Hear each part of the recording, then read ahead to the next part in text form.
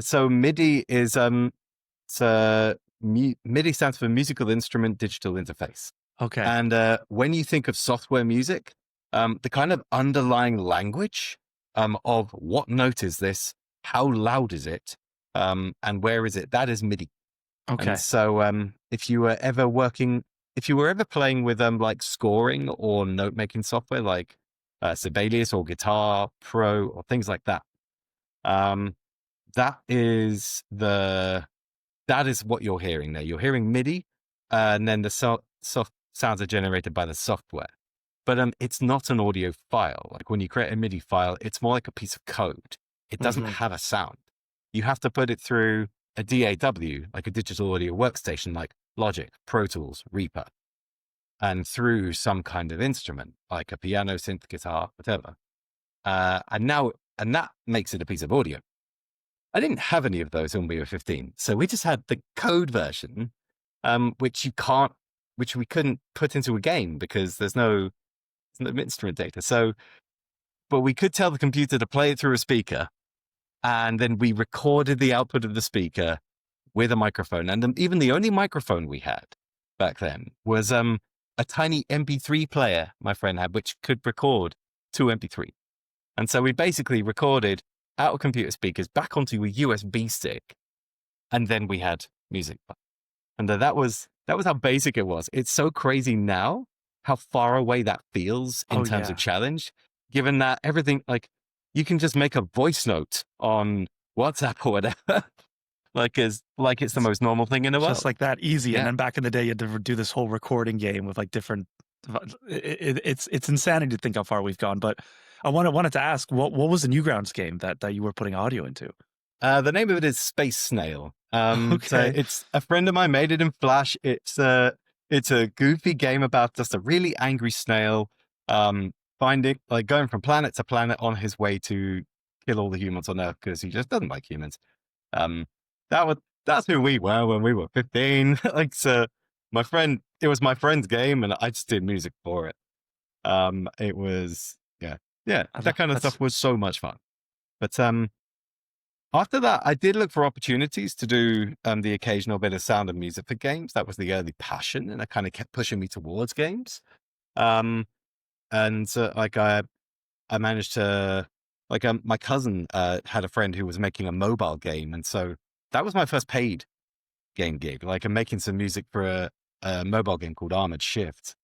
When I don't think it was very good. I don't think I was a very good contractor. Like, I would leave too much stuff to the last minute. And I wasn't very diligent, so I feel like I got away with it. I felt like a bit of a fraud. You were still learning, though, of course.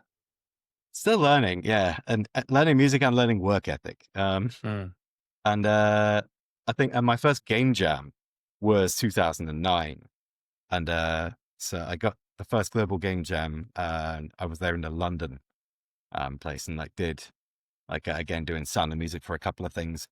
That was the first place I ever saw the Unity game engine. And most of us didn't know what it was. We just saw this one team in a game jam and I thought, hey, they've got 3D. That's cool. And they didn't know much. All it was just, they made a cool game out of like spheres in complete darkness. And you just found a collision of the walls by the spheres would bounce off it. And it's amazing to think that's now like one of the industry giants. And again, what year was this? At what stage? Because I've spoken to a couple of people on the podcast from Unity, but at what stage was Unity at right here? I don't even really know. The year was 2009. It was January 2009. But I think that was when Unity were very much were approaching students and trying to get, and the game jam, they're trying to get the attention of the younger people. This is how you've got a new tool. You go for the younger people who aren't set in their ways yet and don't have 30 years of code built in this one code base they can't leave ever again. But the actual getting into the industry, this was me kind of poking in at the sides. The actual getting in happened during my master's degree.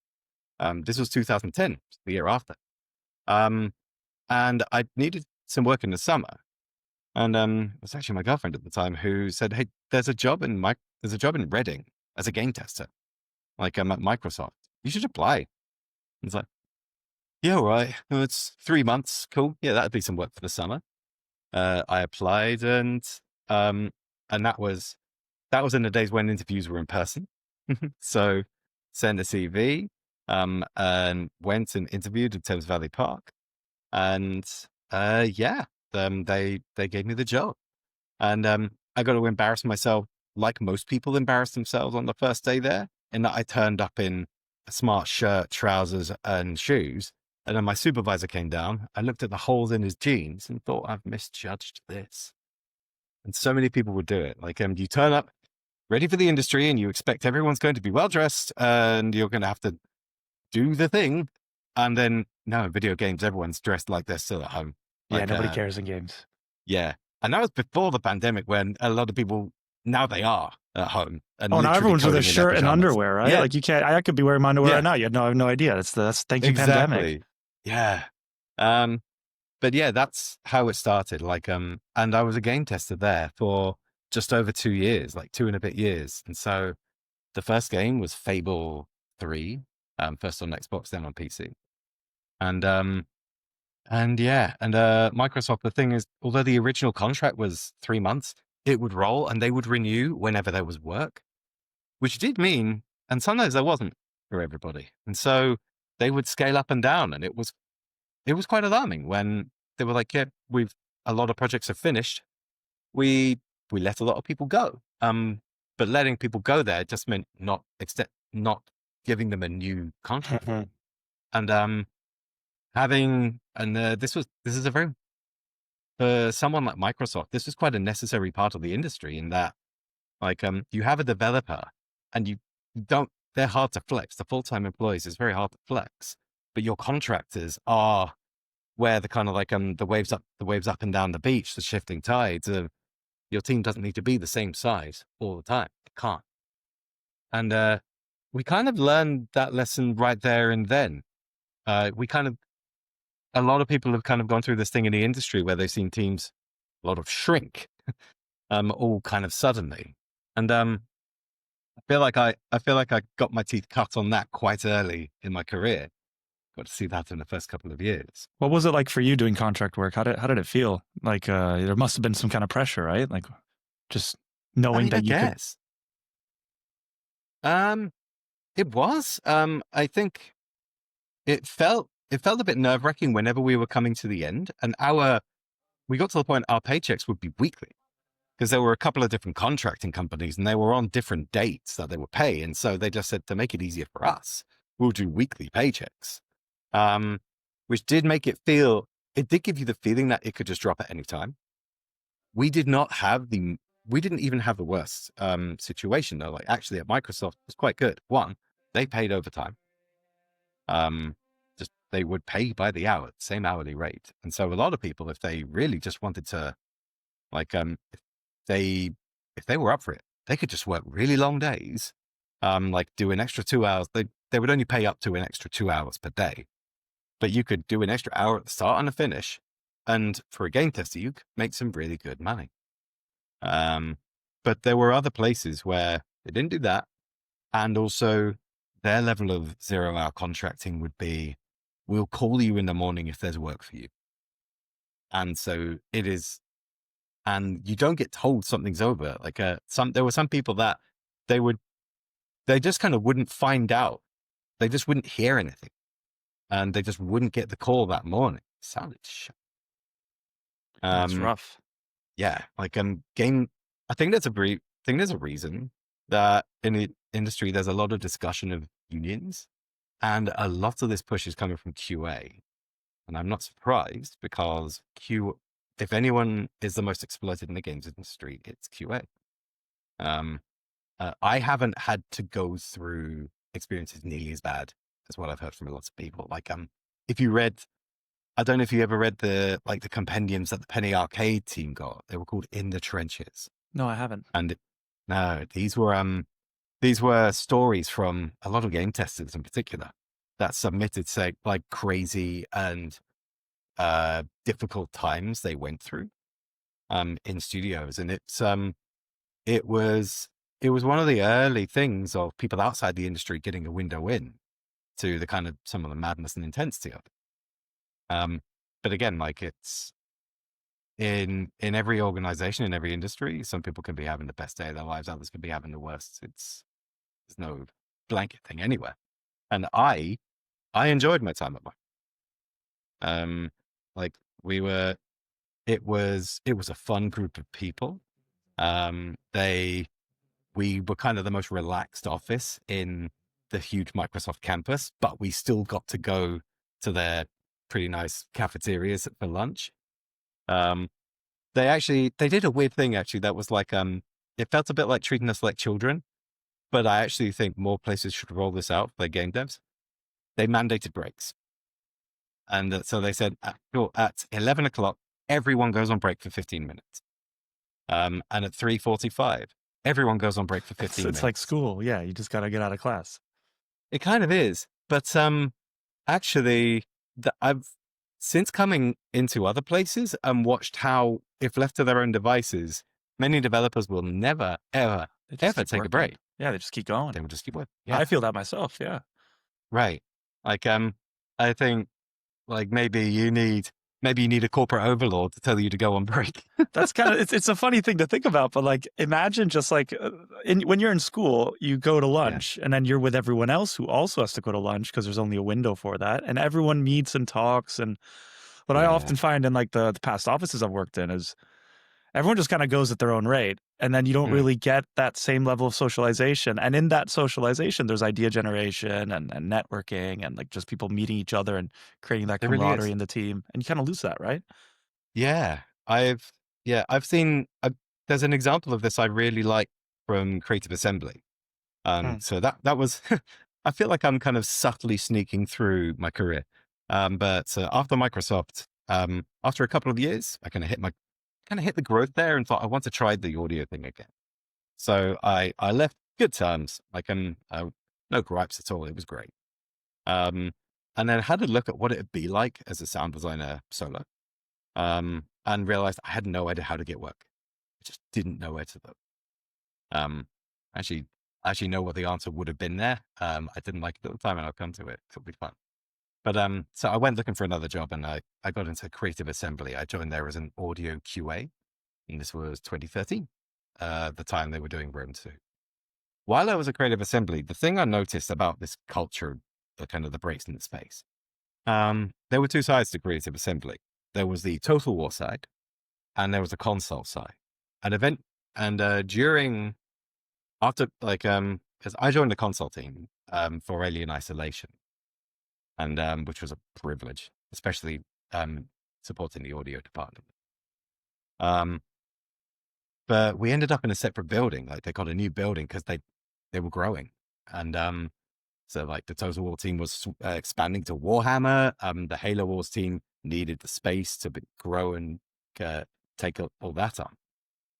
And the teams were kind of led in kind of different ways. The Total War team, much older, kind of a bit more space to relax and was more kind of design driven. Halo Wars 2 was a milestone driven, production driven project. And it had a lot more pressure and urgency in the culture. And this was something that got reflected in the kitchens. And this is where it comes to the point. Okay. In the Total War building kitchen, it was large. There were there were tables, there were some board games you could get out. There was a ping pong table, there was a table football or foosball table. There was a pool table at one point. We missed that. And you would go up there and sometimes you would see directors playing ping pong. And this sets a fantastic example because you look at that and think, oh, we could do that. And so when it was time for a break, it was very easy to say, oh, game of ping pong. Yeah. And that does the thing you said. Like it takes the group up. People take the breaks together. And so they connect, they build some relationships, and you get the fabled water cooler moments where people talk freely and new ideas are found. And you can encounter other people. You can meet other people, like new discoveries. On the console team, it was a smaller kitchen and there wasn't really much space to just chill, or there were no activities to do there. And there was never, it never felt like a break space. Some people did, but um, the, this was all about a space not created. And I've thought about that since.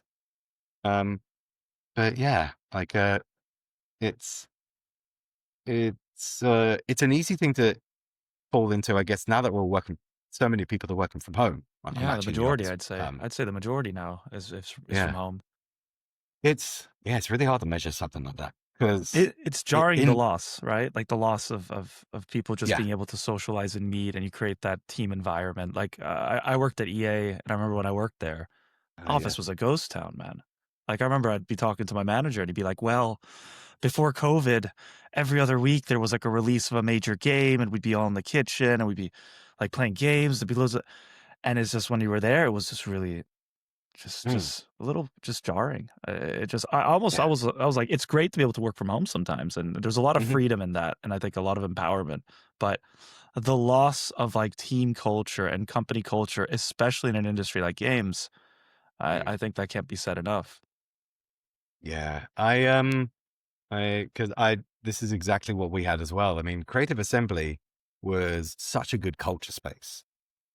Like it was eventually like about 700 people all in Horsham approaching that. And Horsham is a small, like, affluent town in the south of England. There's not a university there. There's not generally many young people there. I mean, almost everyone between the ages of 18 and 40 in Horsham were Creative Assembly employees. Almost everybody. Um, but it kind of drove us. There were so many of us around and close to each other that we were kind of our own village. We were kind of our own town. And so we had football clubs, sword and shield clubs, board game clubs. People would find D&D groups. I had a walking club on the go. We started a choir at one point. Um, Beautiful. yeah, it was so cool. Yeah. And when it's a game studio, you know you're all into this stuff. You're aligned as people. That's why you're here. And it is one thing missing from the remote environment is like this thrilling connection and exciting connection with the other people. And also this thing of you can build healthy rhythms with each other in a way that when you're on your own, you've got to do that all. You've got to be your entire environment. And it's actually, that doesn't come naturally to everyone, especially if you haven't built it up as if you haven't built it as a habit. I am curious. I have no idea actually what this is going to be like for people that have been people that like me who started in an office and built that rhythm and like quite like that social rhythm versus people that their entire career may be remote. I don't know. Maybe they actually adapt to this right at the beginning. I don't know. I I haven't think wondered. my take is that I mean I can empathize with it because I think a lot of my at least my gaming career was spent in remote. Like I'd be going to offices, but they'd always be like a shadow of themselves. And the take I get from people is that those that can work from home can really get into deep work because you're not distracted, right? Like as much as we say like the office is great and you can chat with people and you're in a social environment, it can be sometimes distracting. You have people talking, you may be trying to take a call and you have your colleague over there who's laughing and maybe someone comes over to their desk and it's maybe Mm, difficult to get into a swing of things. On the other hand, though, you are missing that social interaction and you're missing that kind of it goes back to that story of why Steve Jobs built his Apple campus as circular because he was obsessed with this idea that like different mm, people from different teams would meet, walking to meetings, and then share ideas. And yeah.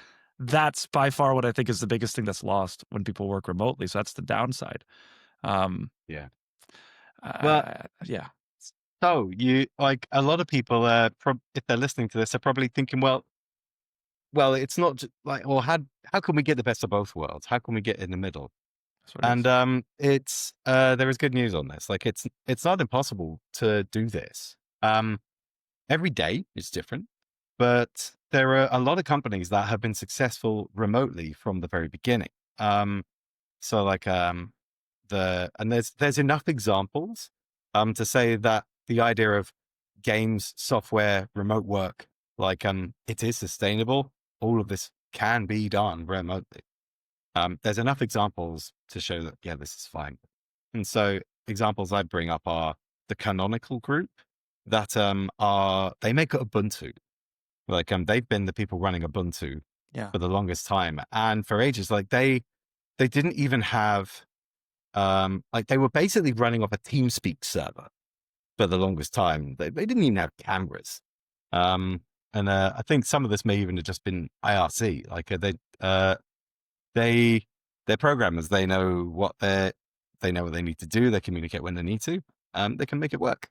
I think of GitLab is another one that was a remote first company, and they actually have a lot of guidelines online for how to remotely manage.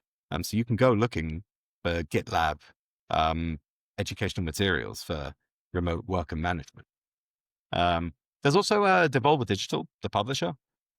They were remote first, and I think they are still. I'd have to check. They spent most of their existence registered to a bird feed shop somewhere. It might be Texas. So at least for most of the time, there was no office at all. And these companies, what they do, especially GitLab will talk about this, is they do bring people together, but it's events. And so maybe a couple of times a year. And my company after Creative Assembly actually would do some of this because they were hybrid, and they would do these things called hot houses. And so they would bring the whole company together for a weekend. Everyone go to a big hotel complex, or one time we went to Lisbon. That was a riot. And they kind of make a bit of a conference of it. And so when it's done well, like you bring people together and you give them the space to kind of socialize and connect. And what's good is if you've got a bit of showcase stuff, so they can stand up, they're competent enough. So like they can stand up and say, this is who we are, this is what we do. And so even if you don't work directly with them, you kind of see and feel their presence in the company now. You start to feel the shape of it. And then having some talks and things as well, so people can share ideas. And then just giving space to like, cool, we've shared some ideas. You've seen a talk from them. And it's like any conference, like you see their talk and then you think, I'm going to go chase them afterwards. I want to talk more. And this is how you start to build, you can build really good relationships in a weekend. And especially for a lot of us, at least, with a bit of alcohol to like take off the anxiety. And of course, actually name badges. When someone's name is written on there and what they do, that takes a lot of pressure off them trying to remember everybody's name. Oh yeah. Just like, Yeah. oh, who are you, Doug? Got it. I remember. Yeah. Exactly. Yeah. I love conferences. But what's good is once you can speed run building these relationships in these events, and then you get to keep them. Like you can go remote. And then for a lot of us, like you can dip in to a conversation with someone now. You can ask a new person. You don't have to introduce yourself all over again. Like the first building of a relationship is often the most work. Yeah. And batching it into these nice chilled out paid like ideally quite fun company events covers a lot of ground. And then maintaining a relationship remotely is much easier. But what about that mindset you have when you're working remotely? And if you're trying to establish relationships, you need to, so you have to put in, well, there's a level of effort that you have to put in, but because it's through camera, you have to like go out of your way to set that one-to-one meeting, to kind of turn your camera on, to be receptive. Like it's very easy just tune out in these remote calls and just like keep your camera off, barely talk. Because you can Yeah. hide, right? Like it's much easier. You can't hide in a meeting. I can't just slump in my chair and be like, I'm not here. Like I'm right Yeah. here, right? So like, Yeah. what would you say is like some advice for like people who are maybe working remotely, and if you want to grow in your career, you want to grow in the company, you have to be a presence. You have to like make those relationships and meet people. But easier said than done. 100%. And yeah, it is exactly as you say. Like the basic advice I will give to people is especially if you are joining an environment. So like I have joined a very large organization, joining Infinity Ward, part of the Call of Duty universe. This is absolutely huge. I'm part of the remote work and management group. And so I am on calls with people on the other side of the world a lot. I will never bump into these people in the corridor. But I need relationships. I need trust relationships built. And so the work I put into that is my camera is on a lot. I try to get into meetings on time or even early enough to banter, like actually have some chats, and be more than just a function and be an actual human. If there are social or off-topic channels that and they get your attention, join those on like Slack or Teams or whichever message thing you use or Discord. And also when I join, like I will do the very manual thing of if I'm going to be working with them, I want the first call to not be about work. Like I would just say, hey, I'm new. Like I'm going to be interacting with your department a bit. Can we have like can we put in 30 minutes to just say hello? And then we just go and talk. And so it's a hey, cool. Like so tell me about you. Like how long have you been here? How did you get here? What you think of the place? What else do you do? Like are you into games? Yeah, pro tip, asking which games people play is a good way to It's just an easy one. start a conversation. But that getting in the call 5 minutes before, I think, is a hack that I don't think people realize enough. Like we try to get right on time, or something. I even in the past kind of waited at like, let's say I have a call at 1/2 and I'm just waiting at 29, being like, I'm gonna get in right at 30, right? But yeah, like just talking to you now, I'm like, well, if I get in even a couple minutes before and there's someone already there, I can have a back and forth, and you can create that social connection that would happen more serendipitously in an office. But because we're online, you got to create yours, right? exactly. And actually, if it's a remote group, there was something we noticed in the pandemic when we first switched to this, which was we needed a call at the start of the day. We needed a hello call. Because in a normal office, you walk in, you wave hello. You can greet an office just with a like flick of the head or a thumbs up. Right? You don't have to try. And you go you go to the kitchen to get a coffee. You see maybe the same people that are always getting coffee at the same time as you. It's easy, and you get your first bit of connection.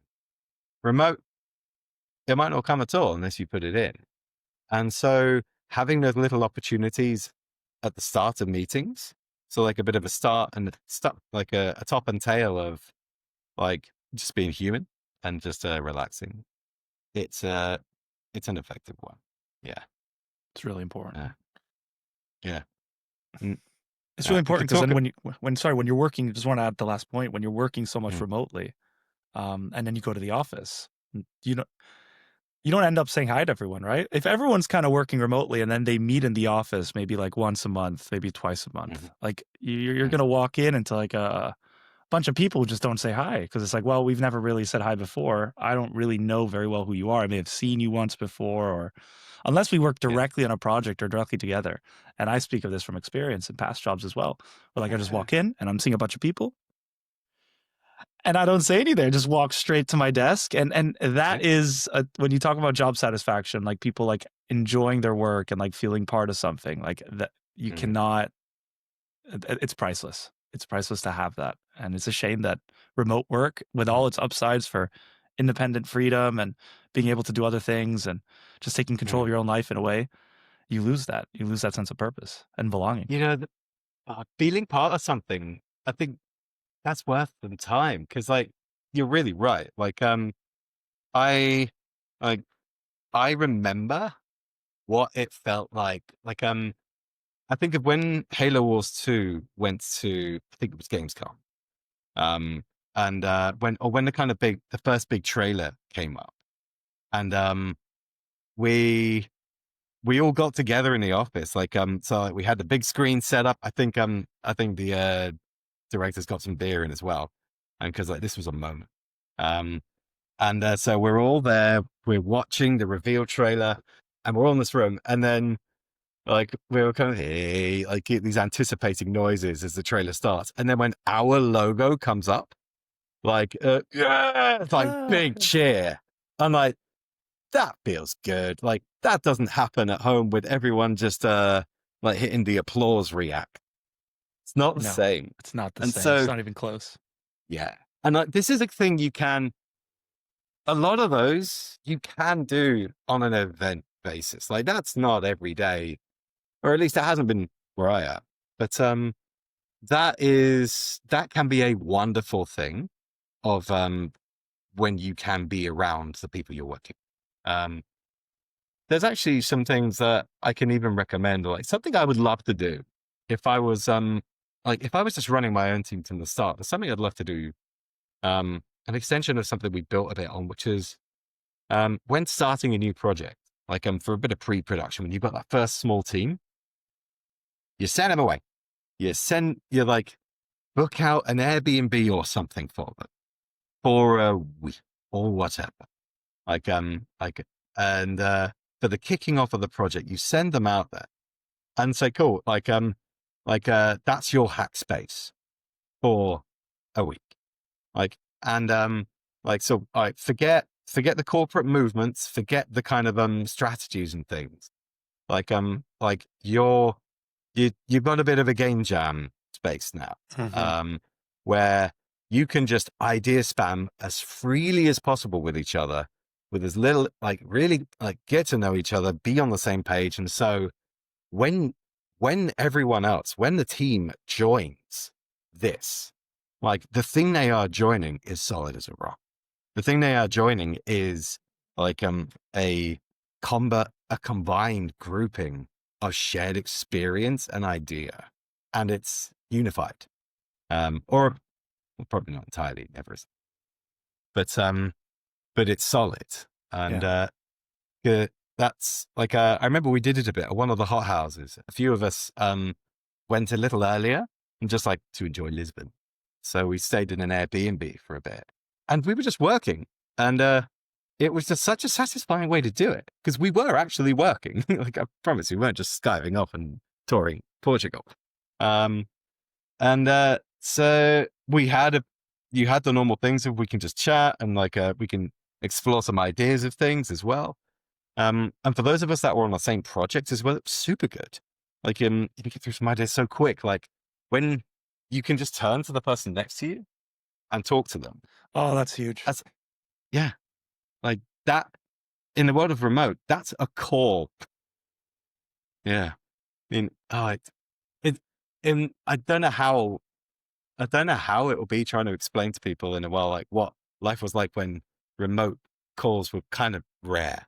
Yeah. How when you booked a meeting, you were constrained by the size of the room.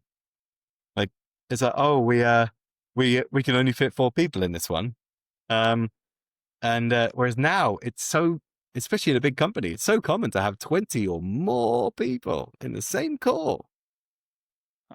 Just for visibility. I think being able to just reach out to someone next to you or anyone and just shoot out an idea or say, what do you think of this?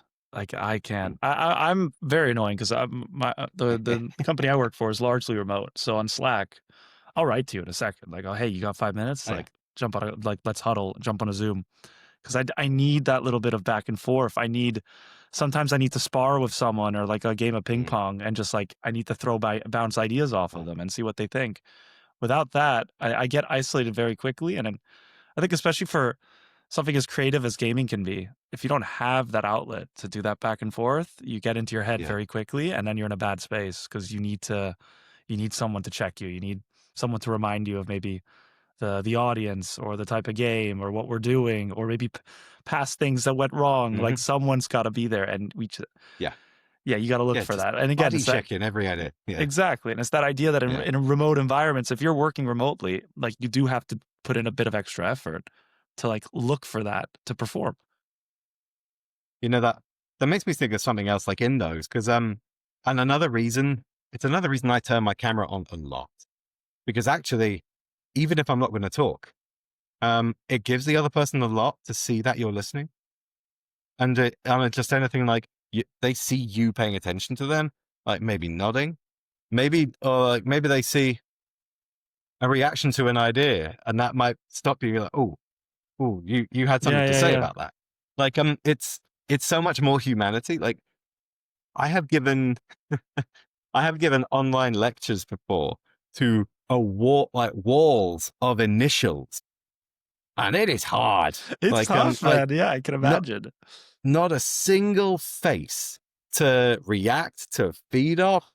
And the like, I had to have the chat open just to know anyone was there, and like yeah. So if you're comfortable having your camera on, just turning it on and being seen to listen, is a gift in itself to the people you're working with. Yeah, the best producers, the best leaders, product managers, everything that you want, have their cameras always on. Like you can always tell when someone is on it. And it's not because they're doing it because they have to do it or they feel like they do it because they know it is polite. It allows people to connect better. It makes the other person feel comfortable. But it's also hard to get other people to do it. And I've known colleagues that have never turned on their camera, ever. I have some colleagues, I don't even know what they look like. Like, can you believe it? Like, because in work, like we have avatars for like your profile pic, right? So you could have like, I don't know, One Punch Tell me Man whatever, or whatever it is. And so I'm like, I genuinely have no idea what you look like. Like, I only refer to you as that anime character, which is your profile pic. And that's fair enough. I respect like the decision. Some people want that level of privacy, or maybe they just don't want to feel compelled to do it. I can definitely understand people maybe don't want to look perfect every morning and have that anxiety of maybe I don't look good, I'll get judged.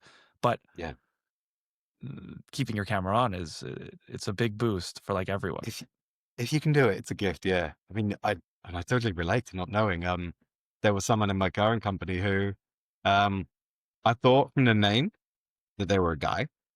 And then after a couple of months, like I'm in one of the usual calls and I hear a female voice I don't recognize. Like,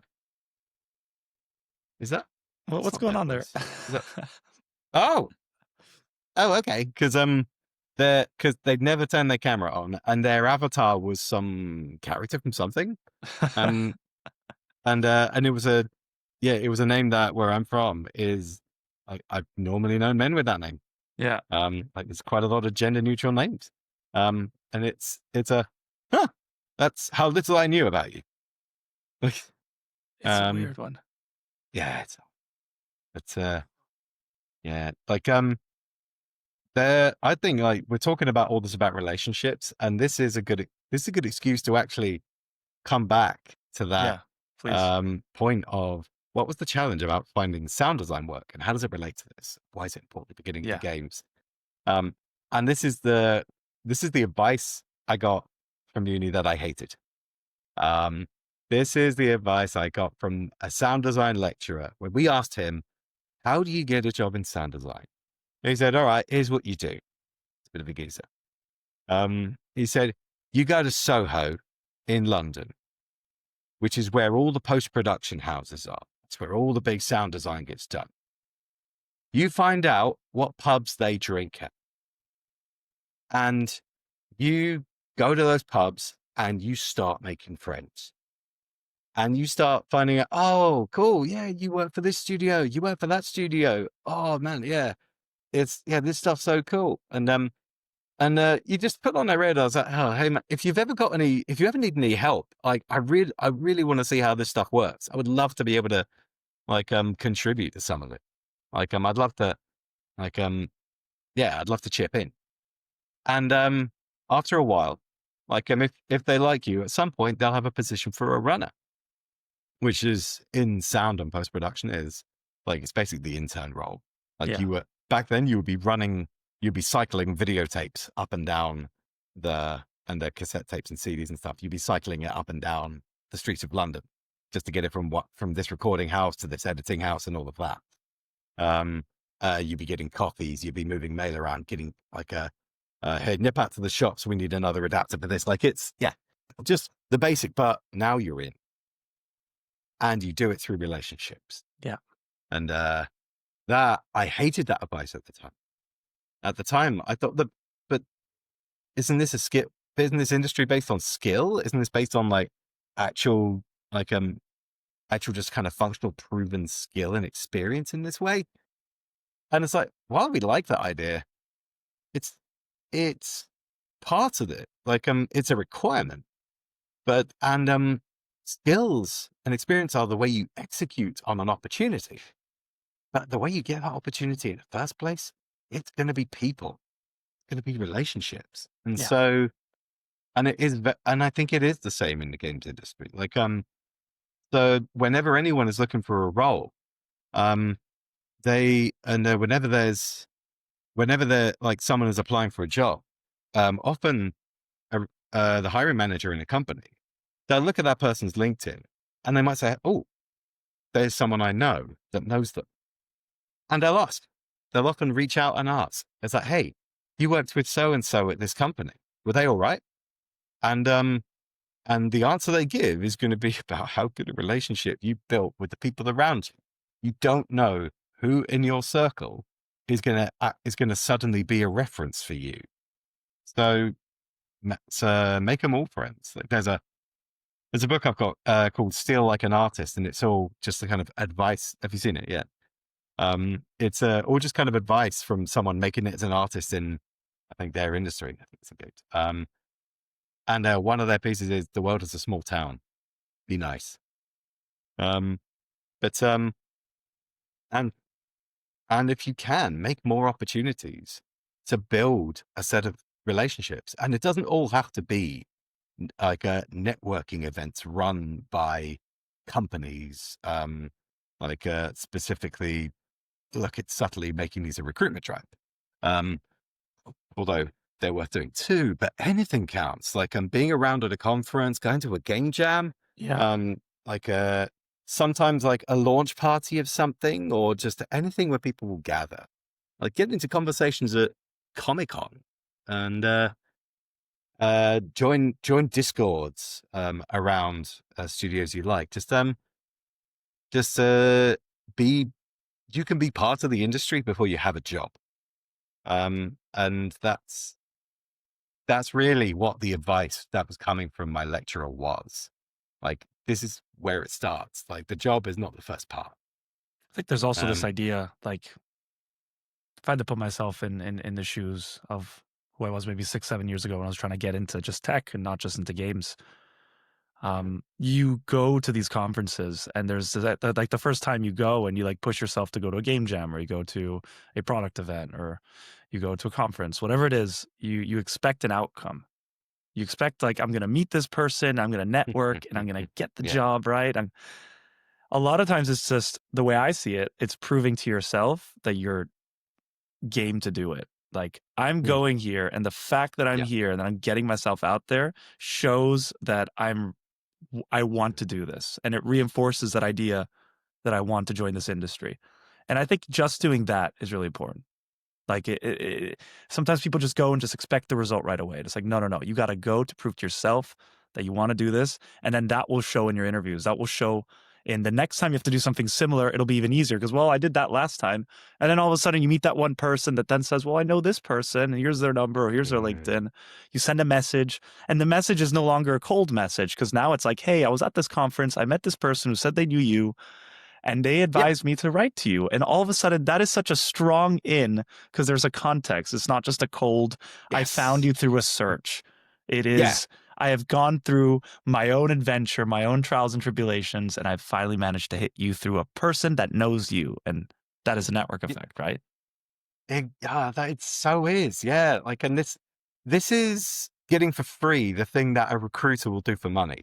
Like, is be a human connecting humans. God, especially in this day and age, we're like, can I talk to a human, please? Yeah, Um, exactly. but yeah, so and because if this isn't you, like, then you are one of probably hundreds of just names on a document. And this is how you become more than that.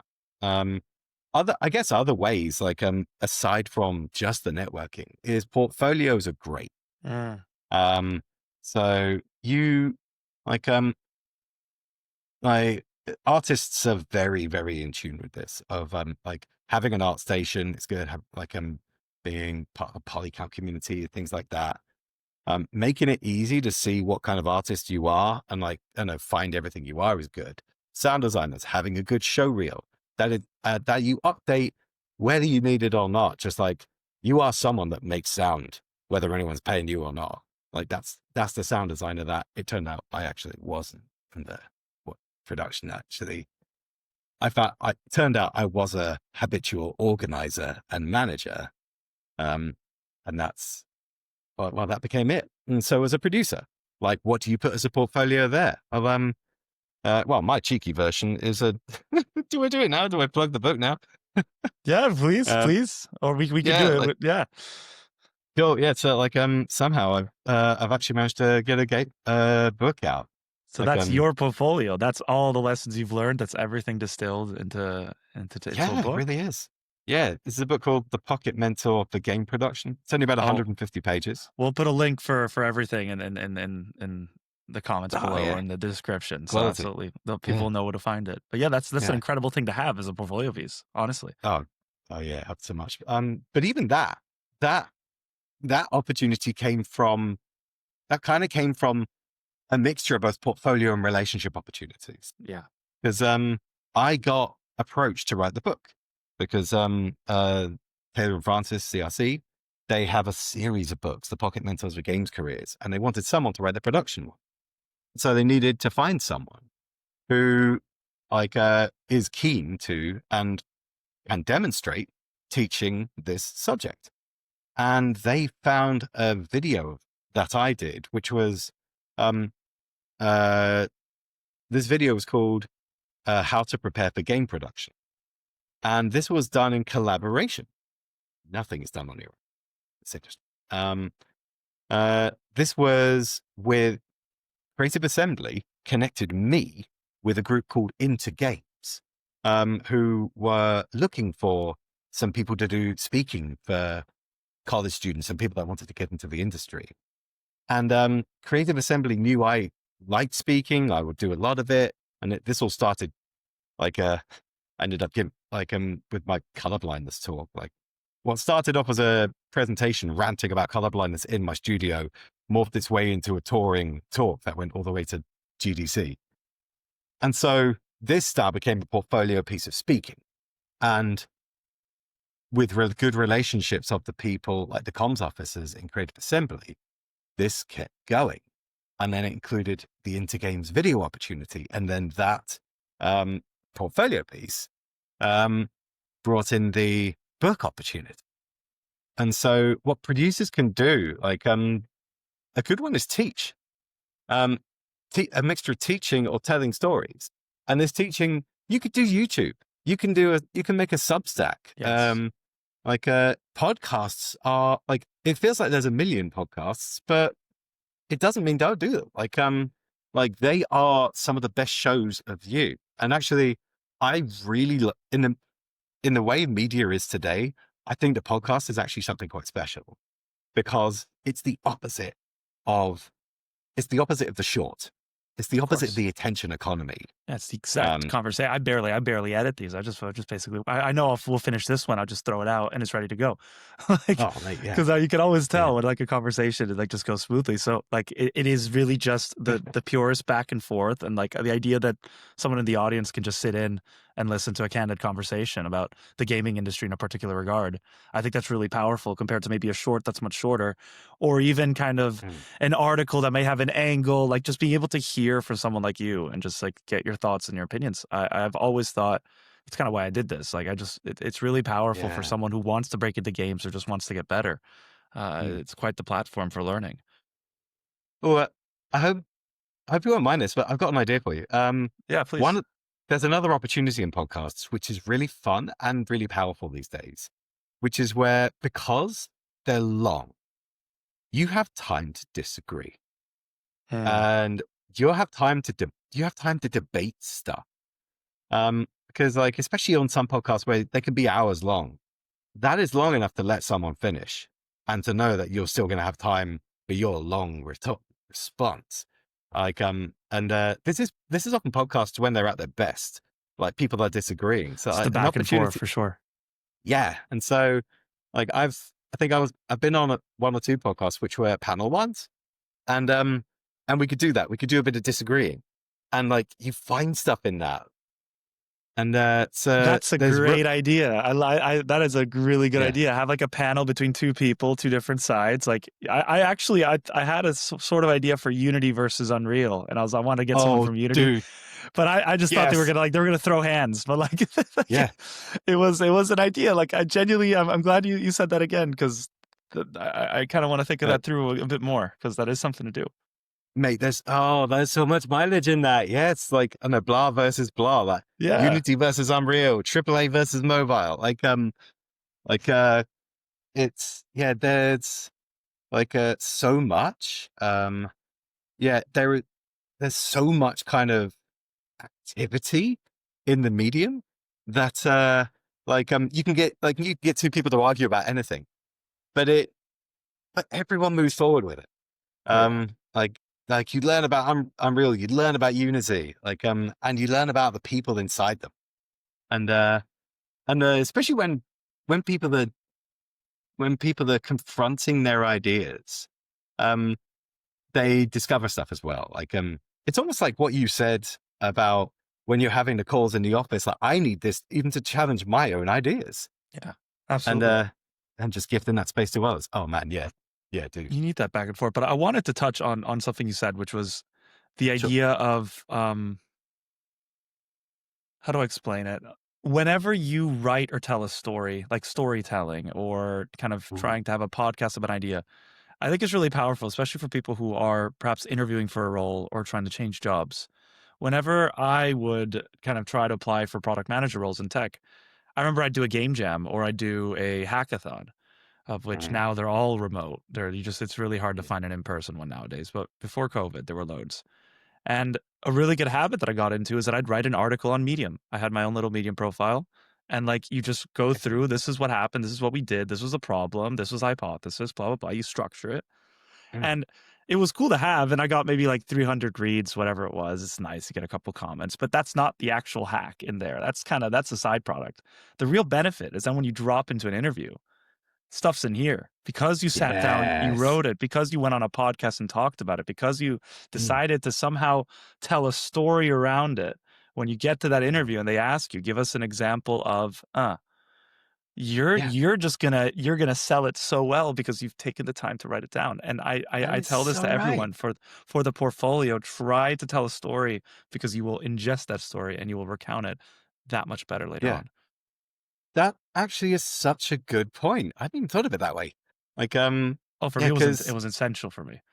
yeah, and there is something about like when I mean, people talk about the value of journaling and the value of writing out your day. Cause you have to clear your thoughts to get it to configure it into words. And so so I guess like when you write those Medium articles, it's not just putting the game jam on. It's like you understand it more Yeah, as well. You've had absolutely. to. Yeah. I mean, I guess I've gone through something similar with this book of, I spent a year or so crystallizing all my thoughts, frustrations, and opinions about production into words. And now I can't put these opinions down so that they come up again. And a lot of conversations are really me just repeating like Yeah. paragraphs from my book. And it can feel weird. It can feel like you're telling the same joke again and again, but it is like to a new audience. Like, actually, no, this is just teaching. This is just sharing. Exactly. It's really Yeah. powerful. You have, like, even when you see, like, I don't know, Robert Greene wrote like the 50 Laws of Power, or like you have Jordan Peterson that's wrote his books. Yeah. Whenever they're speaking and you catch them how they're speaking, they're just recounting the things that they've written, but they can say it so clearly. It's not like they're Yeah. saying it line by line, but because they have that argument or that thought ingested in their mind, they can Yeah. say it in such an eloquent manner that you would think it's straight out of the book, because that's just the benefit of Yeah. having written something down and ingested it. It's Yeah. really And super actually, powerful. yeah. And it makes for good presenters as well. Mhm. So when, I mean, this is a presenting hack now, just on the side of it is, like if you haven't had to learn your lines because it's actually just your opinion, and especially if you've given it before, like I know what you write out, um, it's kind of just you didn't so much rehearse it as just you spent time living it. Then this can be your presentation. Like the best presentations, there's hardly any slides. There's almost certainly hardly any words. Um, but like there's just a lot of you. Like some of the best presentations I've written or sort of seen, the most compelling ones are where they arrived intending to show slides, but they kind of got sidetracked in the middle and went off on a tangent and a rant for ages. And the rant was the good bit because it was It the was real. realist Yeah. bit, yeah. And the truest. And it may well have been a rant they'd had before, which might have been why it was so clear. Um, and so that's a lot of really good presenters. They're so comfortable saying what they've said because they've said it before. They've said it before, And but it's they naturally happened. understand they understand what they need to say. And one of my pet Yeah. peeves whenever I see someone present is they're just reading off the slide, or yeah, that's probably the thing that drives me the craziest, because all if you're going to take a blob of text, like a paragraph, just throw it on a slide and then Mm, read through it. For yeah. anyone like reading, like our attention spans are already shot through like decades of just social Yeah. media, right? If you consider the fact that it's only going to get worse, and like the younger audience, the younger generation coming up are having even harder Yeah. time to connect. If I catch you like subconsciously for a second just reading off a slide and I notice that the words that you're saying are right there, I tune Yeah. out. I don't think people understand that enough. You need to be able to talk about it naturally, as Uh, if I can't explain it. It just feels more human, and it does mm, creates attention and almost attraction to the subject. And if instead you're just reading off the slide, I think probably subconsciously we think it's probably nothing important, because if they were reading off the slide and it's not their own opinion, then it doesn't really matter as much to me. Like I need to I need to know there's a person giving these thoughts, right? So it's super important. yeah, exactly. I mean, one double P for me is when they have text on the slide and it's not what they're saying. So now that wait, Even worse, yeah, the disconnect. yeah, but and yeah, there's really good examples of doing it right that you can go out there looking for. I mean, people talked about the Simon Sinek presentations a lot, Mm, and it's with good reason. Like he generally doesn't have slides; he'll have a flip chart, and he's drawing it as he's talking about it. He exactly. like he, he and the visual are in perfect sync. It is one solid idea coming. Another good example, although kind of arriving in a different way. So I like the Last Week Tonight videos, but with John Oliver, who Mm. used to be on the Daily Show with, Yeah, yeah, yeah. um, and and frankly, they're just, if you think about it, they're just PowerPoint presentations. Oh yeah. Like he is talking, and there is a picture of something on his right, and it's just a picture, and it's just whatever. And like John is the show. John is absolutely the show. The picture is an aid to whatever's going on, and it might be, and either it's just creating the space, so like it's the logo of the corporation he is verbally destroying, um, and that's just cool. Like that's what we're talking about, and the rest is him. Or it's an aid to a joke of where it's some weird situation they've created with a couple of actors, like to just kind of hype up the absurdity of the thing he's talking about now. That's actually a really good example of just yeah. All I need is the image backing me up um, to keep it going. The only time they ever bring text up is if it's they just want to hammer out how absurd a quote is. But then what if But, I flip it then and I say, what about in an organization like a gaming studio, right. where a lot of times these presentations become like artifacts of information and like they're being shared around, right? So one thing I've noticed in a lot of studios is you get these presentations that are just full of text. Like you get a slide, it's just line after line after line after line, because they're trying to put everything in like it's a Word document. Because like maybe they'll Mm, present it, but afterwards that presentation is going to fly around. It may go up top, it may go to other teams. And I think they're trying to do both in one. And one thing that I found, at least yeah. personally for me, that's very effective is that I try to break that completely. Like if I'm pitching you an idea, I'm going to try to dumb down this presentation as much as possible because I'm trying to explain to you a concept. I don't need to fill it up with info because I'll tell you. But if instead I'm trying to make a deck for people to learn from and share around, then it'll Mm, be a little bit more different. It'll be a little wordier. It'll be something that like is it's more of an informational deck. yeah. That's what I notice is there's a bit of a disconnect between how people want to build their presentations and in games especially, like if you're trying to convince anyone to do anything, or another team or executive or whatever it may be, like you need to know how to present properly, right? And Yeah. But just yeah. so yeah, so one of the challenges, like that that example highlights really well, is identifying the purpose. Because because you cited two very clear different purposes of presentations there. One of them is persuasion.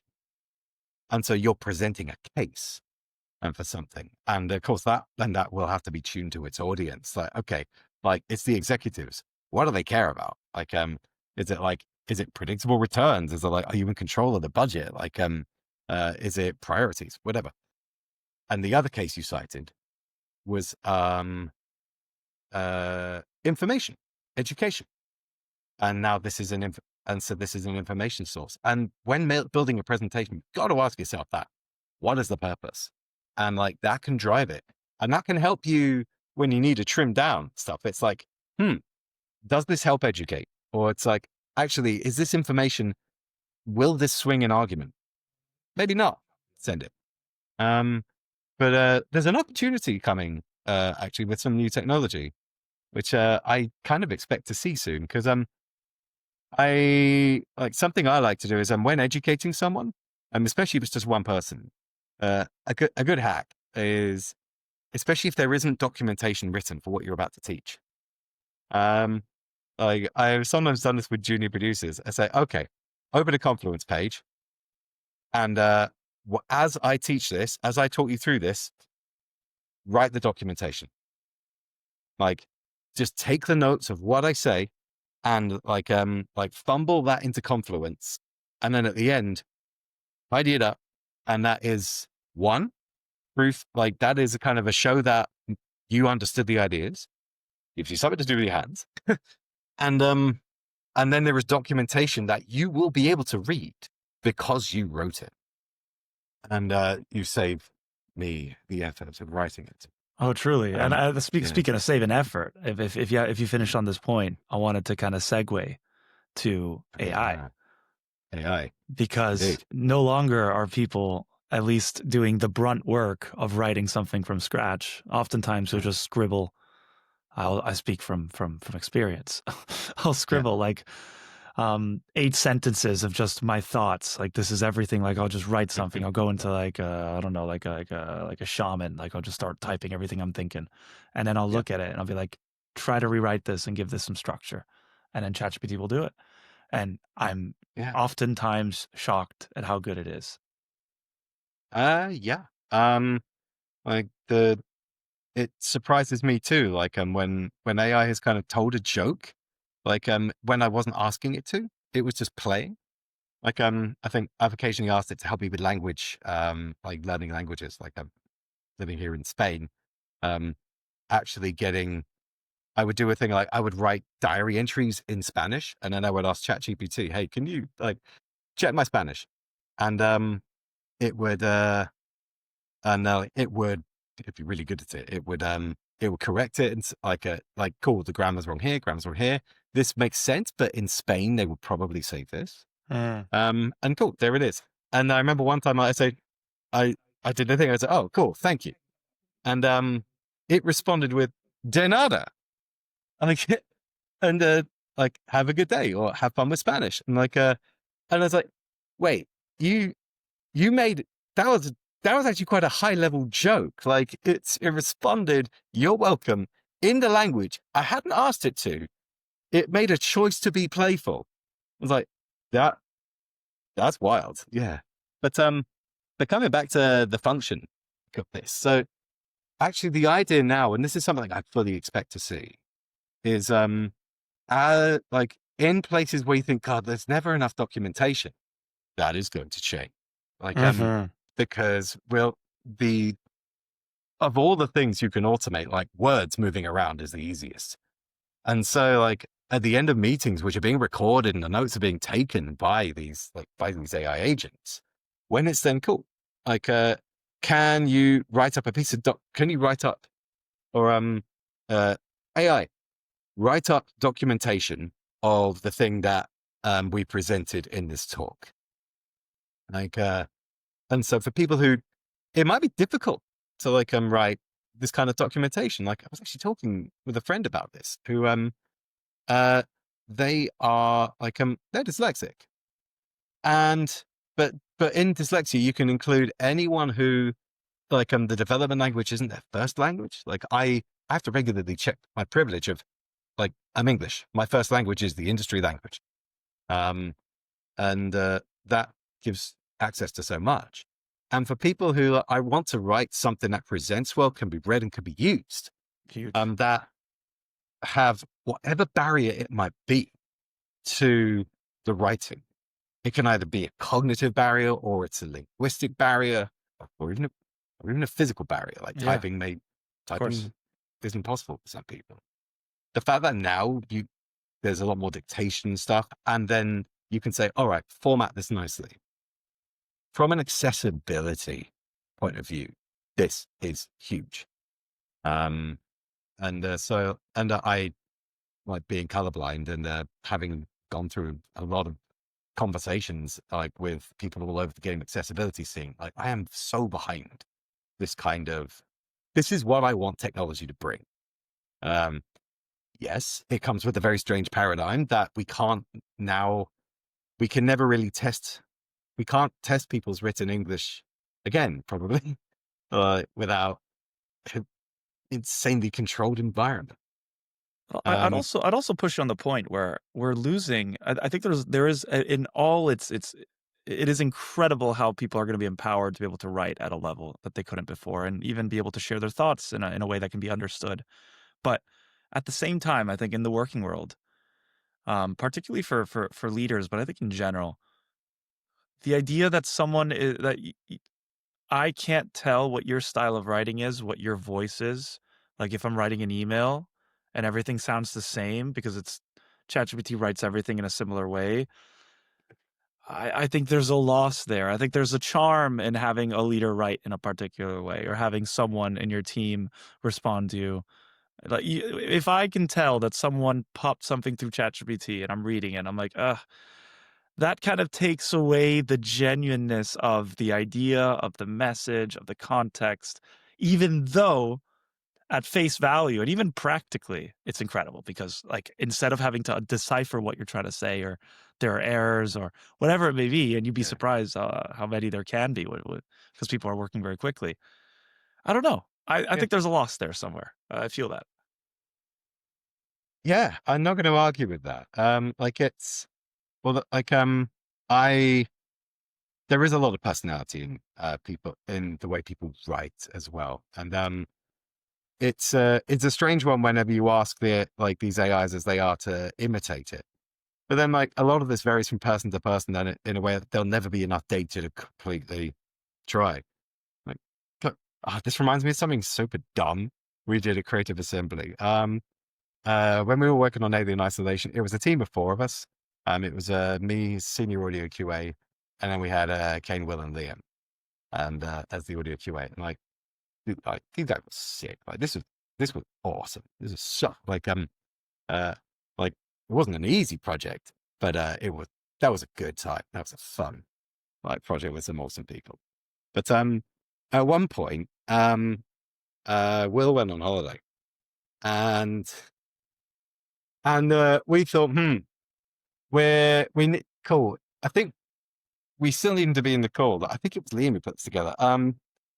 He would just respond. He would just, like, we, in our daily chat every day, like, it was he would just paste responses copied from Will, like, at prior points. And it was obviously he'd done it, and this was kind of the point, because, like, Will's like, it's very characteristic, like, sarcastic, funny stuff.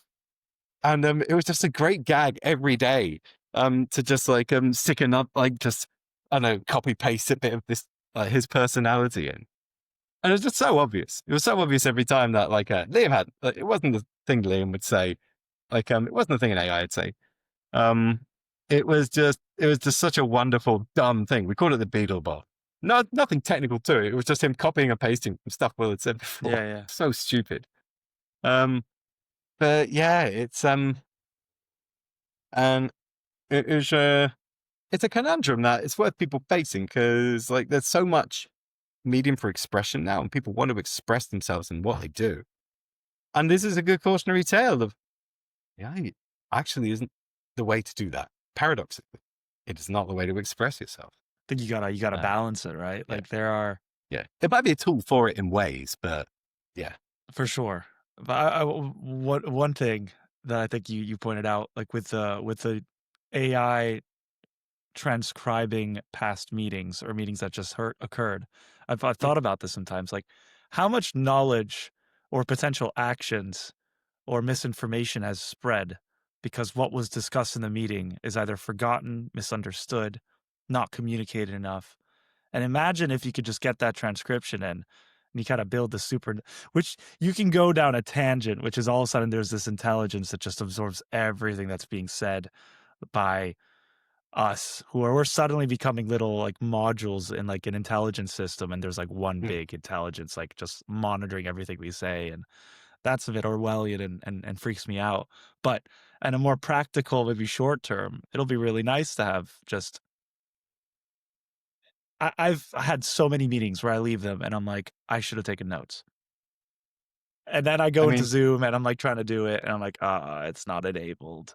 And maybe that's just a thing that we're dealing with now. And in 5 years, it's going to be like, well, obviously, did you check the Zoom transcription? It's like, or did you ask the AI to tell you what you did in that meeting on Tuesday, the 3rd? mm, yeah, yeah. I 100% expect the world you just described to be right on us. Like, the pieces are kind of around. I think a lot of it is just like the software already exists. Right? It's just not being enabled by all the IT admins yet because it's all a lot of it's a bit new, and we're trying to be careful Yeah, because like uh, like before you enable something like that, you've got to know that it knows how permission works. Like you got to so for example, the like you're talking in a call and you want it recorded, but you don't want everyone to be able to hear it. Um, whatever if you're using a kind of a source of truth bot now, which is recording things, which is like I know centralizing the information, which is a great thing we want. Someone says a date for a deliverable in a meeting. And exactly. now anyone, whether they're in the call or not, you want them to be able to ask, it's like, hey, what's the deadline for this? Okay. What are the milestone deliverables for this? And like, Jarvis, Literally. knows. Rather than even, it's almost like, will we even have written documentation? It will be there, but would you use it? Or would you just ask? Ask in the same way that we don't go to the library anymore. We just Google. Um, and this, but we've got to be careful of. Then, for example, if you're having personnel conversations, some things would have to literally be confidential by law. Like to that level, um, is that being supported by your system? And are you do you know where the controls are to be accountable for your Right? confidential stuff being confidential? Because what happens if it Um, leaks? What happens you're in a live service game and you leak the next expansion or the next yeah, sequel, and all of a sudden, like you're especially for large gaming companies, like this is a risk. Like, how do you control that? I think that's kind of yeah, why also yeah, tangentially, Apple had its own Apple AI, right? It's a Apple hmm yeah, intelligence thing, and they completely rolled it back because they're like, we did not consider the edge cases. When all of a yeah. sudden you put an AI into someone's phone that just knows everything about what's going on in their phone, like It's too much, yeah. But it, even like forgetting, forgetting IPs, you in an organization as well. It could be more personally confidential. If someone's if someone is like whistleblowing, making a complaint, it's a performance review.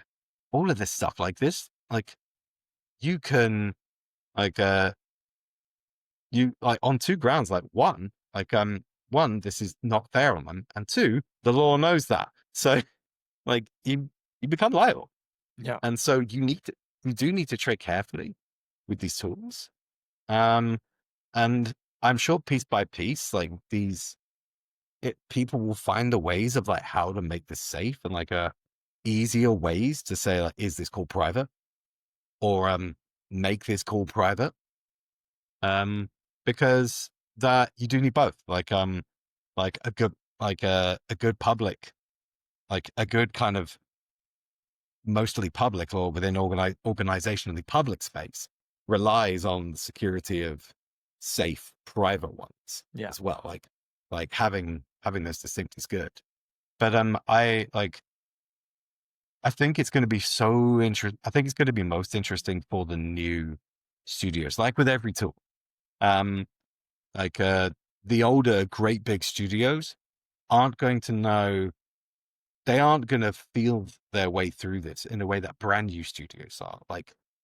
The people that are in university right now, and they are going to enter the games market, maybe start studios, which are already LLM documentation chat and a communication Yeah, for sure. ready. Like the solutions are already present. And so like their business starts from a point of having this digital source of truth that can stay in touch forever, that can update forever. Like you don't have to remember where the documents are. Like you just say, okay, we're not doing this now. The practice is now this. Um, and the like, and maybe afterwards, like actually, this is a thing I want to see. I haven't seen yet, which is the AI messaging you proactively. Mm-hmm. Like, it's going to be so interesting when I'm just going to keep using Jarvis because like spent 10 years watching Marvel films. So when like you have a meeting and then afterwards Jarvis sends you a message and saying you declared the new practice on this. Shall I update the central database? And that's kind of what I want as well. Like Yeah. it's doing the work, but it continues to empower the human. AI labor, great. AI decision making, no. Exactly. AI assistant, great. AI doer, it's kind of like we're going to be moving away from. I don't think significantly, but I think in a fundamental sense, the saturation of AAA studios are going to slowly kind of. They're not going to go away, but you're going to get all these people empowered by these LLMs, these startups, or these small businesses that can now do so much more because you have this Jarvis in your system doing a lot of the organization, a lot of, in some ways, the management, the coding, all that. Like you can put on your doomsday hat and be like, humans are no longer needed, but that's just not the reality of it. Humans are always going to be needed, at least in the next couple decades. But you won't need so many. And so you're going to have lots of small indie companies, in my opinion, maybe quote me, dude, remind me on Reddit, that whole thing, remind me in 10 years. But I think we're going to be seeing a lot more indie companies made up by 4 or 5 people, 6 people that are making high quality potential AA games just through the efficiency that you get from these LLM tools or just these Yeah. GPT tools that can do things for you. And it's not going to replace work. It's just going to fragment the industry. And I think maybe that's a good thing. I don't know. I mean, this is the funny thing. Like, is it a good thing? Is it a bad thing? It almost doesn't matter. It's just a thing. It's just the Like, evolution of what's going to happen. Yeah. yeah, it's just a new technology. The, I have seen, and I think one of the aspects that's super interesting is, I think of accessibility again. You take a tool, you imagine Unreal, you imagine Unity, you imagine that editor, and you think of the depth of it, like the things you have to understand. Yeah. And all the controls, the switches, the parameters, this.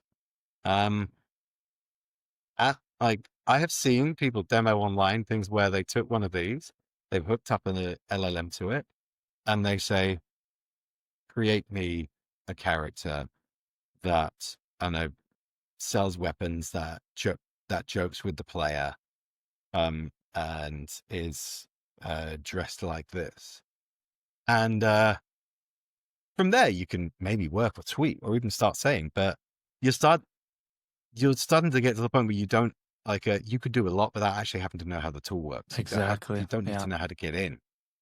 And this isn't a paradigm in a vacuum, because we have come in less than half a century from the point where you had to code every square you saw on the screen one by one. That was how they rendered games. They said you were coding, cool, this pixel changes, this pixel changes, this pixel changes. Like it is bonkers. Like It we was think again brutal. about Yeah, like how music used to be generated for games. And exactly. you can, yeah, you can still look now, you can look at Family Tracker and how much you had to understand just to get a sound.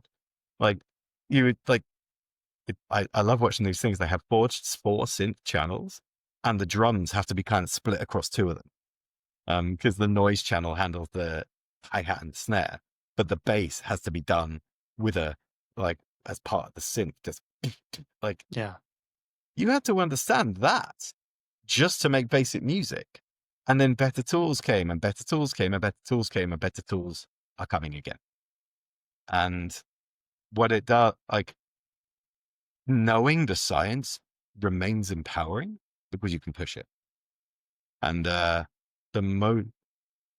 but something I've been super pleased to see as more and more good game tools have grown up, become accessible, is the games have got better. And newer people have been able to come in and and bring themselves into video games. Like I think there's these huge shifts to things like cozy games. I think this is a fantastic entry into the world of games because it came from a different place. Like a lot of it's come from new developers that wanted to do their way, but they weren't part of the market before. Like they weren't like before you had to convince a few publishers that their market, which already had to exist, was going to pay money for your game. And we're lucky now that the people who there are places to publish that you don't need to convince someone of that. Yeah. And you have the tools to do it as well. So I'm so glad to see how many people you don't have necessarily have to be a programmer to make a game now. Maybe you're just a writer. Maybe you're just an illustrator and That you've got is, something that's worth sharing. And and it's, I love sorry, it. go finish your thought. Sorry. That is it. I love it. No, it's incredible, and in its essence, apologies if I cut you off on your conclusion there, but in its essence, that's a large part of what I'm trying to do with this podcast. Is like I think in the future, if you have a vocation, and you can match that to something that you feel can deliver in a role or for a game function with the tools that are coming, I think we're Mhm. all going to be empowered to become storytelling, which is fundamentally what gaming is. Besides the idea of just playing, it is the storytelling aspect around it, which I think like it's what all of us as kids fell in love with playing Pokemon and all these games when we were young. And it's Yeah. I'm so looking forward to how this industry evolves. I wanna ask you, it's like a final Mhm. thing. Sure. Always ask my guests advice for anyone trying to break into games right now. I think you've given quite a few good stories, but what would you say as a general piece of advice for someone listening in and wants to break into games or wants to make a career out of it? Cool. I mean, one of the if they want to, because I'll play with this. There are the two questions of it. One is I want to make a game.